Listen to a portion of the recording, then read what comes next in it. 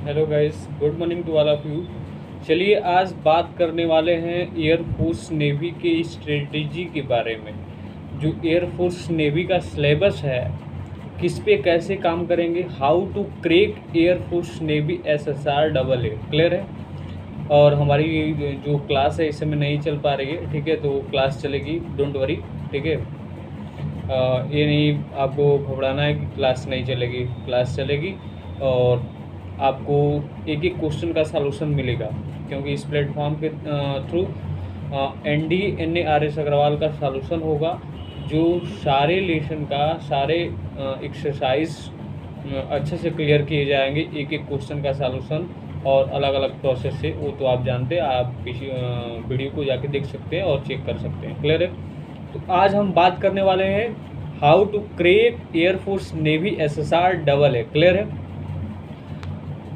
आप पहली strategy air force navy की ये होनी चाहिए कि एयरफोर्स नेवी में अगर आप प्रिपरेशन करते हैं तो एयरफोर्स के लिए पहले, ठीक है, स्पेशली एयरफोर्स के लिए क्या करना पड़ेगा। एयरफोर्स में दो कैटेगरी होते हैं, एक होता है एक्स ग्रुप और दूसरा होता है वाई ग्रुप। एक्स ग्रुप में क्या सिलेबस होते हैं, जो आप इंटरमीडिएट में पढ़ के आए हैं। इंटरमीडिएट में क्या पढ़ा है आपने, PCM, फिजिक्स केमिस्ट्री मैथ, लेकिन केमिस्ट्री नहीं होता, फिजिक्स आता है। फिजिक्स आपको 11th और 12th दोनों की पढ़नी होगी, ठीक है।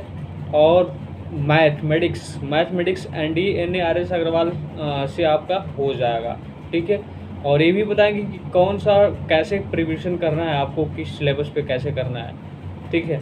और इंग्लिश ग्रामर तो उसका रूल रेगुलेशन ही अलग है, इंटरमीडिएट से नहीं मैच करेगा, क्योंकि एकेडमिक लेवल का ग्रामर और इसमें प्रिपरेशन की ग्रामर में बहुत सारे डिफरेंसेस होते हैं। तो आपको इससे गाइडलाइन या हेल्प लेना पड़ेगा टीचर से, क्लियर है। Without teacher you can't clear own doubt, clear है। यानी कि विदाउट टीचर आप खुद का डाउट क्लियर नहीं कर पाएंगे।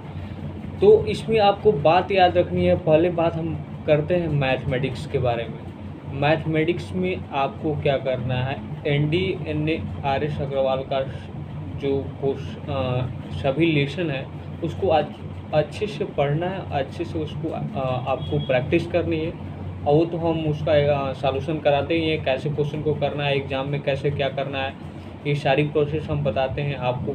विदिन 40 सेकंड के अंदर क्वेश्चन का सॉल्यूशन कैसे करना है, ये सारी प्रोसेस हम तो बताते ही हैं। हम बार बार बोलते हैं, solving question never just comes from thinking, it's always taking from right action. आम प्रिंस रिमाइंड अगेन, ठीक है। Whenever you solve any question of mathematics in front of the computer related to exam, Air Force Navy SSR AA, that time first thing is that need to take care of whenever you solve any question of mathematics. Don't copy same question on rough paper. Rough paper पे आपको जो in front of computer पे देता है question को आपको note नहीं करना है, ये तो हम बताते ही है, ठीक है। Whenever you solve any question of mathematics, second important thing is that that to need to take care of. Whenever you solve any question of mathematics, half mind is used on question and remaining mind is used on option through the mind, ठीक है। Option जो दिए रहते हैं उसका role है, ठीक है। लॉजिकली वे में ऑप्शन को कैसे सॉल्व करें, ये प्रोसेस ऑप्शन के थ्रू कैसे सॉल्यूशन होता है क्वेश्चन का, ये हम भी बताते हैं बार बार, ठीक है। और कहते हैं कि mathematics solution is not about the preparation, it's all about the connection between you and your audience, between you and your learners, ठीक है। मैथ का क्वेश्चन सॉल्व करने का जो प्रोसेस होता है आपके, ठीक है, सिखाने वाले पे डिपेंड करता है कि वो कैसे बताता है, क्लियर है। आपको ये सब सारी प्रोसेस देखना है, ठीक है। लॉजिकली वे से ऑप्शन को एलिमिनेट करना है, कैसे एलिमिनेट का मतलब ऑप्शन को हटाना कैसे है, ये सारी प्रोसेस आपको मैथ में आनी चाहिए। तो ये आपको पढ़ने के बाद पता चलेगा, इससे पढ़ के आप कितना कम टाइमिंग में करते हैं क्वेश्चन का सॉल्यूशन, ठीक है। और उसमें सॉल्यूशन में कैलकुलेशन की भी प्रोसेस हम बताते हैं, ठीक है, क्वेश्चन में बताते जाते हैं कि कैलकुलेशन को कम कैसे करेंगे आप। क्लियर है? तो मैथमेटिक्स की प्रिपरेशन तो हो गई। जैसे जितने भी एनडीए के चैप्टर्स हैं, जो जो चैप्टर्स आते हैं उसको ही हम डिस्कस करेंगे, उसको ही हम बताएंगे। क्लियर है? और जितने भी एक्सरसाइज हैं उसको हम कवर करेंगे। ठीक है, एक एक क्वेश्चन का सॉल्यूशन करेंगे। तो आपको मैथ के लिए एनडीए का आपको क्वेश्चन सॉल्व करना होगा, उस पर प्रैक्टिस करना होगा। ठीक है, अब बात करते हैं आपको फिजिक्स के बारे में। फिजिक्स आपको इंटरमीडिएट का 11th और 12th दोनों का क्लियर करना होगा।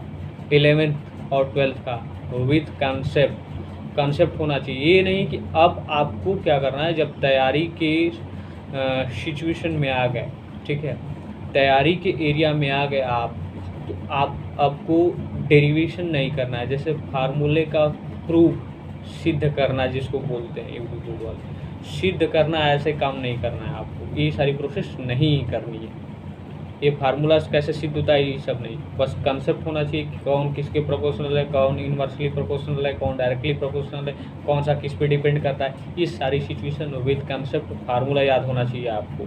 ठीक है, और ये भी बता दें कि आपको सोच समझ के ऑप्शन को टिक करना होगा, क्योंकि इसमें माइनस मार्किंग भी है 1/4, बोले तो 0.25 का माइनस मार्किंग। एक क्वेश्चन आप गलत करते हैं तो उस पर 0.25 मार्क्स सही वाले में से कट जाएगा। समझ में आया?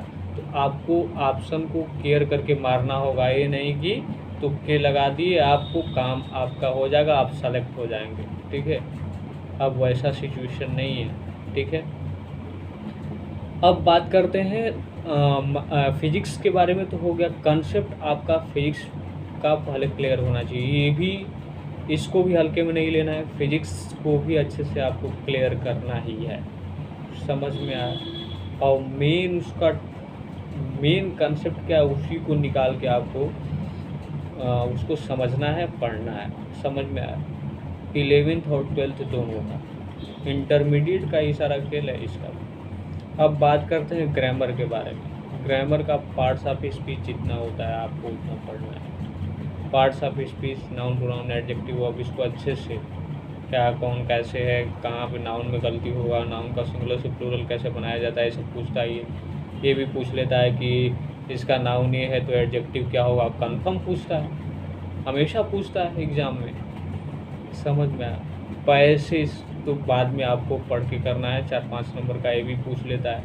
आपको साइनो एंटो, हर दिन आपको बस साइनो एंटो पढ़ना है। 15-15 दिन का स्ट्रेटजी बनाइए, और आपको बस ये मत सोचिए कि याद हो रहा है, हर दिन उसको पढ़ते चलिए। जैसे आप कहानी पढ़ते हैं, एक बार पढ़ते चलिए, उसी चीज़ को कंटिन्यू 15 दिन करिए, संडे को रिवाइज करने के लिए रख दीजिए। ठीक है, जैसे हर दिन पढ़िए, 15 दिन हो गया तो उसको छोड़ दिए। साइनो जैसे पढ़ लिए 15 दिन कंटिन्यू, अब उसको छोड़ दीजिए संडे को रिवाइज करने के लिए। अब आ जाइए एंटो है, ऐसे ही 15 दिन कंटिन्यू पढ़िए, फिर संडे को उसको रख लीजिए दोनों को रिवाइज करने के लिए। ऐसे करते करते आपको पता चलेगा कि सारा साइनो एंटो, वन वर्ड्स ऐसे ही करना है, इडियम्स ऐसे ही करना है, ऐसे ही सारा आप कुछ याद कर लेंगे, और कुछ भी प्रेशर आपके माइंड पे नहीं पड़ेगा। इधर से 5 याद करेंगे, उधर से 5 भूल जाएगा। ये प्रोसेस करेंगे तो पक्का भूलेगा। और आप स्टार्टिंग में सभी लोग करते हैं, हमने भी किया। ठीक है, तो जितना मिस्टेक होता है, मिस्टेक पॉइंट, तो हम लोगों से जो हुआ है आप लोग मत करें। ये सारी सिचुएशन हम सोचते हैं कि आप करें ऐसा, ताकि आपके लिए बेनिफिट हो, हेल्पफुल हो, जल्दी से नौकरी पाए, जॉब पाए। ठीक है, नहीं तो सिचुएशन बहुत ख़राब है। ठीक है, और बात करते हैं आप नेक्स्ट ये तो ग्रामर पे हो गया ना। ग्रामर पे पैसेज क्लियर करना है, आपको ईरर भी देखना है, टेंसेस वगैरह आपको अच्छे से क्लियर करना है। वॉइस पैसिव, वैसे नहीं कि सिंपली पढ़ लिए जो इंटर में, हाई स्कूल में वही डायरेक्टिव पैसिव पूछता है, कुछ नहीं पूछता, उससे डिफरेंट लेवल होता है। डायरेक्ट इनडायरेक्ट नरेशन, ये भी, इसका भी लेवल ही अलग होता है। समझ में आया? तो आपको अच्छे से इंग्लिश भी पढ़नी होगी। ठीक है, आपको गाइडलाइन लेना पड़ेगा टीचर को। ठीक है, आप बैठे हैं घर पे तो आप मोबाइल से पढ़िए, कई सारे एजुकेटर्स हैं, तो बात कर इंग्लिश पे हो गया, तो बस आपको एयरफोर्स एक्स ग्रुप के लिए मैथ, इंग्लिश और फिजिक्स ये आपको क्लियर करना है। और क्वेश्चन 25-25 नंबर के पूछे जाते हैं, ठीक है। मैथ में कैसे कम टाइमिंग में करेंगे क्वेश्चन, आपको सारी सिचुएशन बताई जाती है। कई सारे वीडियो हमने बनाया है और बताया है उसमें क्वेश्चन बताते समय। ये वाई ग्रुप के बारे में अब आते हैं, air force Y group. Air force Y group में क्या हो जाता है, आपकी इंग्लिश यही होती है, यही कॉमन हो जाती है। जो इंग्लिश एक्स ग्रुप के लिए देते हैं वही वाई ग्रुप के लिए देते हैं। इंग्लिश तो हट गया ऐसे ही, 20 नंबर का लेकिन इंग्लिश होता है, और 30 नंबर का होता है रागा। 30 नंबर का क्या होता है, रागा, जिसमें जी के भी दे देगा, जी के जीएस करंट, ठीक है। वो राजधानी, मुद्रा, करेंसी, खेल, यही सब पूछ लेता है, ठीक है। इसी से हमेशा क्वेश्चन आते हैं। और रागा में आपको पढ़ लेना है सिलेबस देख करके, ठीक है। रागा मतलब रीजनिंग जिसको बोलते हैं। वाई ग्रुप की अगर प्रिपरेशन करना चाहते हैं, अर्थमेटिक भी दे देगा कुछ, अर्थमेटिक का भी सिलेबस आप जा करके वेबसाइट से डाउनलोड करके देख सकते हैं। अब बात करते हैं आपको SSR AA, दोनों एक हो गया, पहले अलग अलग था। ये AA ऑफिसर रैंक की होती है, जो एयरफोर्स से भी अच्छा जॉब है, और ये SSR जो होता है उससे लो कैटेगरी का है, नेवी में। 15 सोल्जर्स SSR की AA के अंदर आते हैं, तो AA की सीट हमेशा कम निकलती है, 500 नियर अबाउट, और SSR की 2000 नियर अबाउट ऐसे निकलती है। तो उसमें पहले सिलेबस क्या है ये समझ लीजिए। दोनों एक हो चुका है, मेरिट अलग अलग बनता है। AA का मेरिट हाई बन जाएगा, SSR का कम बन जाएगा, ये आपको केयर करनी है, ठीक है। आपको अच्छा वर्कआउट या हार्ड वर्क करना पड़ेगा, किस पे, सिलेबस पे, ठीक है, तभी AA में कहीं हो पाएंगे आप, समझ में आया। तो इसमें क्या करना है आपको, 25 मैथ, 25 इंग्लिश, ऐसे आएगा ही, 25 मैथ, 25 इंग्लिश, और फिर ये 25 मैथ, 25 इंग्लिश, 25 फिजिक्स, और बस ये क्या बढ़ जाएगा, जैसे एयरफोर्स का तीनों सिलेबस मिल गया, 25 में यही बढ़ जाएगा, रीजनिंग, जीके, जीएस, और एक आध दो अर्थमेटिक का क्वेश्चन डाल देता है। तो आप रीजनिंग पे फोकस कर लेंगे, और मुद्रा, करेंसी और ये खेल वगैरह याद कर लेंगे, तो स्पोर्ट्स वगैरह से, तो इसमें आपका अभी मार्क्स गेन कर लेंगे कुछ, ठीक है। और माइनस मार्किंग सभी में 1/4 है, तो आप तुक्का लगाना छोड़ दीजिए, ठीक है। जो रियलिटी है, जो आपका कंसेप्ट के साथ आंसर आता है उसी को टिक करिए, अदरवाइज टिक मत करिए, अदरवाइज आप, ठीक है, नीचे जाएंगे, ऊपर नहीं, नीचे मतलब मार्क्स में नीचे आ जाएंगे, समझ में आया। तो ये है सिलेबस, ठीक है। और कोई भी डाउट है तो कमेंट सेक्शन में आप बता सकते हैं, आपकी जो भी क्वेरी है आप पूछ सकते हैं, ठीक है। मिलते हैं नेक्स्ट वीडियो में। Jai Hind, bye, see you tomorrow, have a nice day, thank you.